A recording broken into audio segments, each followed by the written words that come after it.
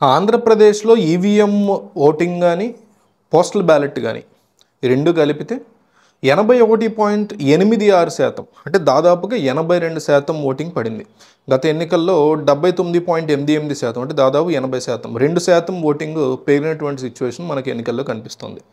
So ఇది ఎవరికి అనుకూలం లేదా ఎవరికి వ్యతిరేకం అనే దాని గురించి మనం ఈ వీడియో డిస్కస్ చేద్దాం.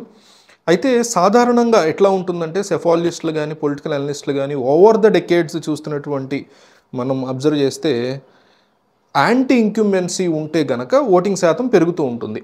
అంటే ప్రభుత్వం పట్ల వ్యతిరేకత ఉంటే ఓటింగ్ పెరుగుతూ ఉంటుంది, ఓటింగ్ శాతం అనేటువంటి మాటలు మనకు వినిపిస్తూ ఉంటాయి. కానీ ఇదే ఫ్యాక్టర్ మోడీ విషయంలో మళ్ళీ రాంగ్ అయింది. అంటే యాంటీ ఇంక్యుమెన్సీకి ఓటింగ్ శాతం పెరుగుతుంది అనుకుంటూ వచ్చేవాళ్ళం. కానీ మోడీ విషయాన్ని చూస్తే 2014, 2019 చూస్తే, ముఖ్యంగా 2019 చూస్తే యాంటీ ఇంక్యుమెన్సీ అనేది లేకపోగా ప్రో ఇంక్యుమెన్సీ అంటే పాజిటివ్ ఓటింగ్ అనేది ఉంది ప్రభుత్వానికి, మోడీ ప్రభుత్వానికి. అందువల్ల ఓటింగ్ విపరీతంగా పెరిగింది. మీరు ఇప్పుడు అబ్జర్వ్ చేస్తే ఈ ఎన్నికల్లో 4 ఫేజుల్లో లోక్సభ ఎన్నికల యొక్క పోలింగ్ తగ్గింది. కానీ అట్లా తగ్గడాన్ని నరేంద్ర మోడీ పట్ల వ్యతిరేకత కింద మాట్లాడుతున్నారు. వ్యతిరేకత కింద మాట్లాడుతున్నారు. ఎట్లా మాట్లాడాలి? ప్రభుత్వానికి ప్రో ఇంక్యుమెన్సీ కింద మాట్లాడాలి కదా. మనం ఇందాక అనుకున్నట్టు యాంటీ ఇంక్యుమెన్సీ ఉన్నప్పుడు ఓటు పెరిగినట్లయితే దేశవ్యాప్తంగా తగ్గుతున్నటువంటి ఓటింగ్ మోడీకి అనుకూలంగా ఉండాలి. కానీ వ్యతిరేకంగా ఉందని మాట్లాడుతున్నారు. ఎందువల్ల అంటే గతంలో ప్రో ఇంక్యుమెన్సీ ఓటింగ్ ఎక్కువ ఉండింది 2019లో మోడీకి. సో ఖచ్చితంగా పెరిగితే ఆల్రెడీ ఉన్న ప్రభుత్వానికి తలకే నొప్పి లేదా ఓడిపోతుంది, ప్రభుత్వం మారుతుంది అని 100% చెప్పలేం. ఎక్కువ శాతం సందర్భాల్లో 10కి 6 సందర్భాల్లో ఇది జరుగుతూ వచ్చింది. మరి మిగతా 4 సందర్భాలు కూడా ఛాన్సెస్ తీసుకోవాలి కదా. 9 అంటే పోనీ తీసుకోపోవచ్చు, 9 వర్సెస్ 1 అంటే తీసుకోపోవచ్చు. ఇక్కడ 6 వర్సెస్ 4ని ఖచ్చితంగా కన్సిడరేషన్లో తీసుకోవాలి.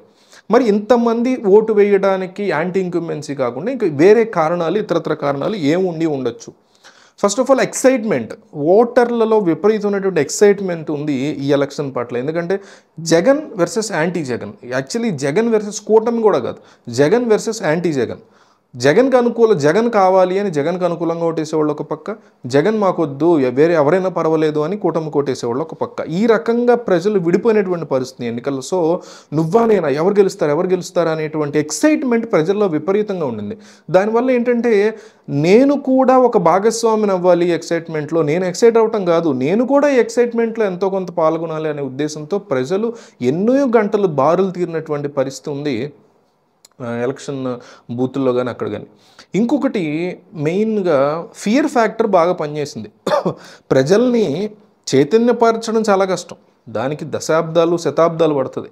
కానీ భయపెట్టడం ఈజీ, ఒక్క పూట సరిపోతుంది. ఒక్క పూట నుంచి కొన్ని వారాల పాటు ప్రజల్ని జగన్మోహన్ రెడ్డి కానీ చంద్రబాబు కానీ తీవ్రంగా భయపెట్టినటువంటి సందర్భాలు ఉన్నాయి. ఒకటి జగన్ వైపు నుంచి ఆయన భయపెట్టింది ఏంటంటే మేము వెళ్ళిపోతే పథకాలు తీసేస్తారు వచ్చిన వాళ్ళు, ఇదివరకు వాళ్ళు గెలిచినప్పుడు ఎటువంటి పథకాలు ఇవ్వలేదు, వాళ్ళు మాటలు నిలబెట్టుకోలేదని ఈయన ఒక ఫియర్ ఫ్యాక్టర్ వదిలాడు ప్రజల్లోకి.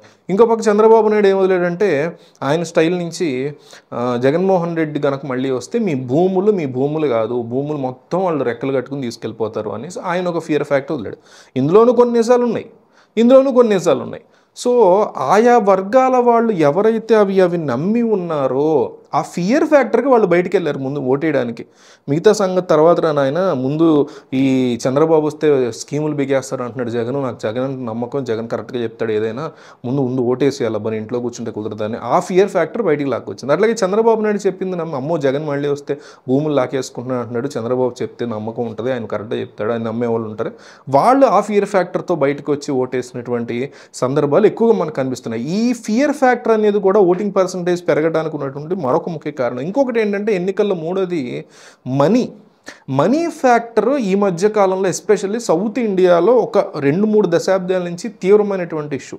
అంటే డబ్బులు పంచడం ఓట్ల కోసం. నార్త్ ఇండియాతో పోల్చుకుంటే మనకి ఎన్నో రేట్లు ఎక్కువ ఇస్తూ ఉంటారు. ఇక్కడ మన నార్త్ ఇండియాలో చాలా చోట్ల డబ్బులే ఇవ్వరు అసలు. ఎలక్షన్ వెరీ బ్యాడ్ హ్యాబిట్ అది, డబ్బులు ఇవ్వడం అనేది చాలా తప్పుడు వ్యవహారం. బట్ అది అలవాటు చేసేసారు, ప్రజలు నాశనం చేశారు. సో ఇప్పుడు నా ఏరియాలో ఉన్నటువంటి ఒక వైసీపీ కార్యకర్త, వైసీపీ పనిచేసే అతను, టీడీపీ లేదా కూటమి పనిచేసే అతను వచ్చి మా కుటుంబానికి ఎవరికో డబ్బులు ఇచ్చాడు అనుకోండి. రేపొద్దున అతను ఎదుర్కొన్న కనపడాలా, ఈవోలు కనపడాలా, పోలింగ్ బూత్లో కనపడాలా. నేరుగా చంద్రబాబు, జగన్, పవన్ కళ్యాణ్ వచ్చి కాదు కదా ఇచ్చేది, లోకల్ ఉన్న లీడర్లే కదా. మనం ఎక్కడ తిరుగుతున్నాం ఏంటి అన్నీ తెలుస్తాయి కదా వాళ్ళకి. సో రేపు పొద్దున అతను వచ్చి అడిగినప్పుడు ఎవరికి వేసావు అన్నప్పుడు అసలు ముందు ఫింగర్ మీద చూపియాలా, పోలింగ్ బూత్లో వాళ్ళకి లెక్కలు గిక్కలు ఉంటాయా? ఉత్తనే ఇవ్వరు కదా. మనకు ఒక 2000 5000 ఇస్తున్నారంటే రేపు పొద్దున దోచడానికి ఇస్తున్నారు, అది కరెక్టే. అది కాకుండా మనం ఇస్తున్నది వేస్తున్నారా లేదా అనేది కూడా వాళ్ళు చెక్ చేసుకుంటారు. ఆ ప్రెషర్ కూడా ప్రజల మీద ఉంది. బయటకు వచ్చిన తర్వాత టీడీపీ వాడికి అమ్మ నీకే వేసానని, వైసీపీ వాడికి అయ్య బాబు నీకే వేసానని చెప్పుకుంటాడేమో కానీ వేయడం అయితే వేయాలిగా. ఆ రకమైనటువంటి ప్రెషర్ కూడా విపరీతంగా ఉంది ప్రజల మీద. అందువల్ల కూడా ఓటింగ్ శాతం పెరిగినటువంటి అవకాశాలు కనిపిస్తున్నాయి. పై సోషల్ మీడియా డిజిటల్ మీడియా ఈ మధ్య ఎక్కువ మంది మా ఫ్యామిలీ గ్రూప్స్లోనే చాలామంది ఓట్ చేసామని నాతో సహా అందరం పోస్ట్ చేసినటువంటి సందర్భాలు ఉన్నాయి. మా అమ్మగారితో పాటు నేను ఫోటో పోస్ట్ చేశాను మా ఫ్యామిలీ గ్రూప్స్లో. అట్లాగే మిగతా వాళ్ళు కూడా చేయటం. అంటే సో ఒకళ్ళని చూసి ఒకళ్ళు ఇన్స్పైర్ అవ్వటం, అది నిజానికి చాలా మంచి చర్య కింద మనం కన్సిడర్ చేసుకోవాలి. అట్లాగే విలేజెస్లో మీకు విపరీతమైనటువంటి గ్రూపిజం బాగా పెరిగిపోయింది ఈరోజు. ఒక గ్రూప్ అంతా కూడా జగన్ సపోర్ట్ చేస్తున్నారా, మనం తగ్గకూడదు, మనం ఖచ్చితంగా పవన్ కళ్యాణ్కి చంద్రబాబుకు సపోర్ట్ చేయాలి, మన ఏరియాలో ఏ పార్టీ నిలబడుతుందో చూడండి వాళ్ళకి సపోర్ట్ చేద్దాం, మన వాళ్ళు అందరూ సరే ఓటు వేయాల్సిందేరా అని ప్రజలు విడిపోయి అవతల గ్రూప్ కంటే ఎక్కువ మనకి పడాలి, మనం గెలవాలి ఒక పంతం జనాల్లో విపరీతంగా పెరిగిపోయి ఓటేసినటువంటి సిచ్యువేషన్స్ కూడా మొన్న ఎన్నికల్లో నడిచాయి. అందువల్ల కూడా ఓటింగ్ శాతం పెరిగే అవకాశాలు ఉన్నాయి.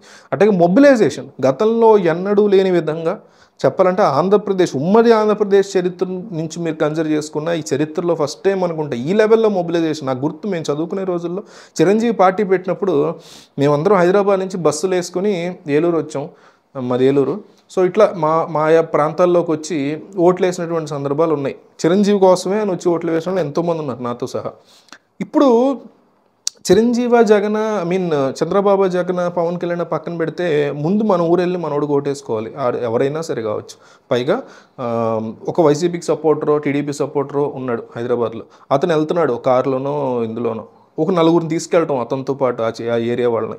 అట్లా ఈ మొబిలైజేషన్ విపరీతంగా పెరిగిపోవటం వలన కూడా ప్రజలు ఆంధ్రప్రదేశ్కి విపరీతంగా వచ్చారు. సో ఓట్లు వేయడం అనేది జరిగినటువంటి పరిస్థితి. సో ఇన్ని రకాల ఫ్యాక్టర్స్ ఉన్నాయి. ఓటింగ్ పర్సంటేజ్ పెరగటం వెనక, పెరగగానే ఖచ్చితంగా ప్రభుత్వం ఓడిపోతుంది అని గ్యారంటీ లేదు, అంతే ఖచ్చితంగా ప్రభుత్వం నిలబడుతుందని గ్యారంటీ కూడా లేదు. సో ఈ డిఫరెంట్ ఫ్యాక్టర్స్ అనేవి ఈ ఎన్నికల్లో ఓటింగ్ పర్సంటేజ్ పెరగడానికి few of the major reasons కింద మనం చెప్పుకోవచ్చు. సో ఈ ఫ్యాక్టర్ ఏంటి, ఈ ఓటింగ్ పర్సంటేజ్ పెరగడాన్ని మీరు ఎట్లా చూస్తారు, మీకు ఎట్లా అనిపించింది అనేది కామెంట్ చేయండి.